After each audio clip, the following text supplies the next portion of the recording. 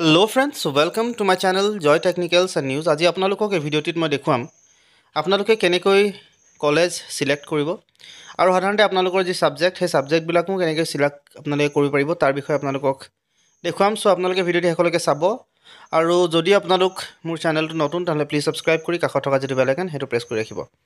So যিসকলে HS first ইয়াৰৰ admission ল'ব তেওঁলোকে যেহেতু দৰ্পণ পৰ্টেলত এপ্লাই কৰিব লাগে আৰু দৰ্পণ পৰ্টেলৰ যি লাষ্ট ডেট সাধাৰণতে 2 তাৰিখলৈকে দিছে। আপোনালোকে 2 তাৰিখলৈকে যি ফৰ্ম ফিলআপ এই ফৰ্ম ফিলআপ বিলাক কৰিব পাৰিব আৰু 2 তাৰিখলৈকে যেতিয়া আপোনালোকে ফৰ্ম ফিলআপ কৰিব মেৰিট লিষ্টটো আপোনালোকৰ ওলাব 3 তাৰিখৰ পৰা 4 তাৰিখৰ ভিতৰত। প্ৰভিজনেল যি সিলেকশ্যন লিষ্ট আছে হেতু 5 তাৰিখে ওলাই যাব। এডমিশন একসেপ্ট সাধাৰণতে কৰিব ষ্টুডেণ্টে হেতু 6 পৰা 8 লৈকে আৰু কনফাৰ্মেশ্যন সাধাৰণতে ইনষ্টিটিউচনে দিব 9 তাৰিখৰ পৰা 10 তাৰিখলৈকে। এইখিনি আপোনালোকৰ হৈছে নটিফিকেশ্যন আৰু সাধাৰণতে দৰ্পণৰ যি এডমিশনৰ গোটেই সিস্টেমটো। এতিয়া কথাটো হ'ল যে সাধাৰণতে আপোনালোকে যেতিয়া এই দৰ্পণ পৰ্টেলত এপ্লাই কৰে কলেজখন সিলেক্ট কেনেকৈ কৰিব তাৰ বিষয়ে যেহেতু আপোনালোকে বহুতে ইতিমধ্যে কৰিছে এপ্লাই, তথাপিও কিছুসকলে যিসকলে এপ্লাই কৰা নাই বা যিসকলৰ সাধাৰণতে এপ্লাই কৰিবলৈ এতিয়াও বাকি আছে তেওঁলোকৰ কাৰণে এই ভিডিঅ'টো মই প্ৰস্তুত কৰিলোঁ। সো আপোনালোকে যিমান পাৰে সিমান ভিডিঅ'টো শ্বেয়াৰ কৰি দিব যাতে সকলোৰে হেল্পফুল হয় তাৰ বাবে। সো প্ৰথমতে আহিব আপোনালোকে দৰ্পণ পৰ্টেলৰ যিটো অফিচিয়েল পৰ্টেল তাত আহি যাব আৰু অহাৰ পিছত ষ্টুডেণ্ট এডমিশনত ক্লিক কৰিব। ক্লিক কৰাৰ পিছত সাধাৰণতে আপোনালোকৰ ইয়াত যিসকলে ৰেজিষ্ট্ৰেশ্যন কৰি ল'লে ইতিমধ্যে তেওঁলোকে ৰেজিষ্ট্ৰেশ্যন কৰি ল'ব। যিসকলে কৰা নাই তেওঁলোকে যদি ৰেজিষ্ট্ৰেশ্যন যদি কৰা নাই তেতিয়াহ'লে এই তলৰ ক্লিক হেয়াৰটোত ক্লিক কৰিব আৰু আপোনালোকৰ ওচৰত আহি যাব গোটেই ফৰ্মখন। আপোনালোকে এইটো ফিল আপ কৰি ল'ব, যি ডিটেইলছ লাগে যি বস্তু আপোনালোকক আপলোড বিচাৰে সেইখিনি গোটেইখিনি দিব আৰু দিয়াৰ পিছত আপোনালোকে সাধাৰণতে তাতে আপোনালোকে কৰিব পাৰে বা আপোনালোকে ইয়াত যেটো 10 ডিজিট মোবাইল নম্বৰ আছে আপোনালোকে মোবাইল নম্বৰ দিব, ডেট অফ বাৰ্থটো আপোনালোকৰ দি দিব আৰু 4 ডিজিট পিন যেটো আপোনালোকে সিলেক্ট কৰিছিলে ফৰ্ম ফিল আপ কৰাৰ সময় ৰেজিষ্ট্ৰেশ্যন কৰাৰ সময় হেতু আপোনালোকে দিব। এতিয়া কথাটো হ'ল মই এখিনি দি লৈছোঁ, তাৰ পিছত আপোনালোকক পিছৰ যেটো পেজ আছে বা পিছৰ যেটো আসলতে স্টেপছ আছে সেইখিনি দেখুৱাবলৈ চেষ্টা কৰিছোঁ।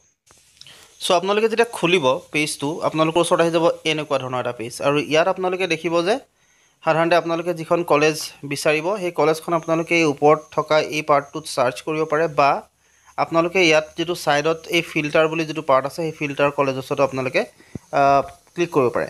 সো প্ৰথমতে আপোনালোকে যদি ইচ্ছা কৰে আপোনালোকে সাৰ্চ কৰি ল'ব এই ওপৰতে বা আপোনালোকে যদি ফিল্টাৰ কলেজ কৰে ফিল্টাৰ কলেজ যদি মই কৰোঁ তেতিয়াহ'লে মই যদি ডিস্ট্ৰিক্টটো প্ৰথমতে সিলেক্ট কৰি ল'ব লাগিব। সিলেক্টটো আপোনালোকে ডিস্ট্ৰিক্ট কৰি ল'ব আৰু ডিস্ট্ৰিক্ট সিলেক্ট কৰাৰ পিছত আপোনালোকে সিলেক্ট কৰিব যেটো ষ্ট্ৰীম আপোনালোকে ল'ব বিচাৰিছে এই ষ্ট্ৰীমটো সিলেক্ট কৰি ল'ব বা আপোনালোকে এটা কাম কৰিব পাৰে ইয়াত আপোনালোকে নাম লিখি দিব। ইয়াত আপোনালোকে টাইপ কৰি দিব, ধৰক মই এখন কলেজৰ নাম লিখিছোঁ আৰু সেই কলেজখন আপোনালোকে সাৰ্চ কৰিব পাৰে। এতিয়া ধৰক মই ইয়াত লিখিলোঁ আৰু লিখিনে মই সাৰ্চ কৰি দিলোঁ। সাৰ্চ কৰাৰ লগে লগে আপোনালোকৰ ওচৰত আহি যাব মই ইয়াত যদি যিখন কলেজ সাধাৰণতে সাৰ্চ কৰিছিলোঁ এয়া আহি গ'ল আৰু ইয়াত আপোনালোকৰ ইয়াত সিলেক্ট কৰিব লাগিব আপোনাৰ আৰ্টছ নে সায়েন্স। ইয়াত যদি আপোনালোকে আৰ্টছত লয় আৰ্টছটো সিলেক্ট কৰিব। সিলেক্ট কৰাৰ লগে লগে আপোনালোকৰ সন্মুখত আহি যাব ইয়াত এনেকুৱা বেসিক প্ৰফাইল গোটেই পাৰ্টটো আহিব আপোনালোকৰ ওচৰত। So view art stream, view science stream details, notice গোটেইখিনি চাব পাৰিব।